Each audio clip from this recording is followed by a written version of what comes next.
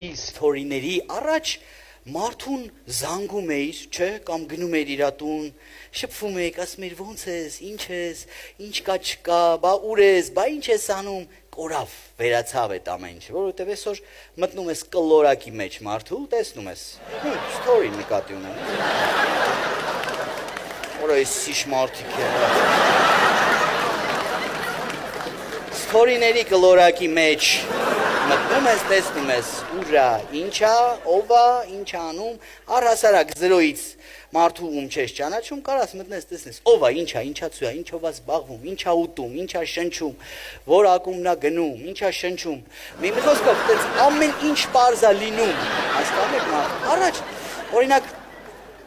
ենթադրենք աղջկա հետ, որ պայմանավորում էիր, Կարար հանգիստ խափեր, չէ, ասեր վերջի պայն ունեն, չէ, ասին լսի չեմ կարա գամ, ասում ես ինչի հիվանդ եմ, բան հիվանդացել եմ, չգիտեմ, վատ եմ զգում, տակություն ունեմ, այս կողմ այն կողմ, չէր գալի, չէր կարա ճշտեիր։ Հիմա ասում է հիվանդ եմ,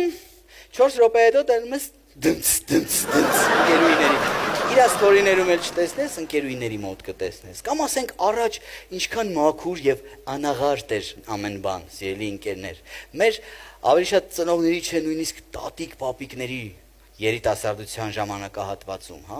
Այն ժամանակ եթե մի հատ որակյալ ֆոտո էր ուզում ունենար կինը, հələ հիշեք 6-7 ժամ մի կադրի վրա աշխատում էր։ Նա առավոտյան արթնանում, լվացվում էր, գնում էր վարսահարդարի մոտ, մազերն էր սարքում, գալիս էր այդ մեյքափ կոչվածը, քսվում էր, մի հատ փորիկներով սիրուն շոր էր հագնում, գնում էր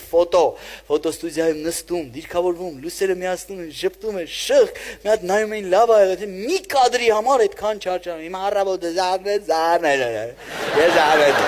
Զարնեցի, և ամաններն եմ լվանում, ես էպում եմ, ես տապում եմ, ես գնացի, ես նասնեցի, ամեն ինչը անում են մի բանի համար, որ բոլորը տեսնեն ու ծխկվեն։ Սիրելիներս,